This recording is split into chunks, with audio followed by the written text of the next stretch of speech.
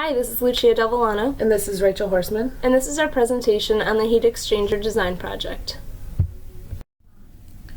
So this presentation will go through the design parameters of the project, our approach, the results, our validation, and possible suppliers.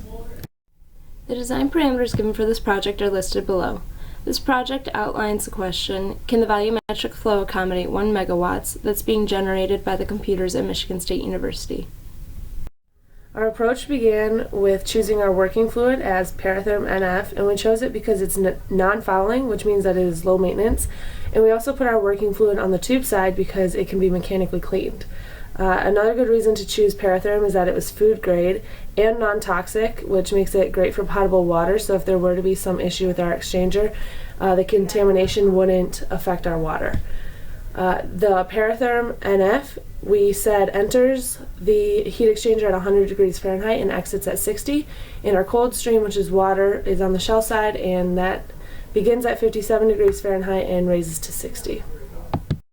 We used Aspen Exchanger Design and Rating to analyze the system. There we inputted the design parameters that included the 20-foot tube length and assumed the baffle spacing of 2 feet, and that the pressure was atmospheric throughout the system. We also decided to neglect fouling resistance in the system due to the Paratherm NF properties. After running these values in Aspen Exchanger Design and Rating, the results show that the system can only support 0.3 megawatts of energy. This is less than the necessary 1 megawatts that is produced by the computers. Therefore, this heat exchanger system cannot support the computers at Michigan State, and another system should be analyzed for the needs of the college. To validate our results, we manually calculated the heat exchange. To find the mass flow rate, we used the volumetric flow rate of 10 to the 6 gallons per day and converted that to pounds per hour.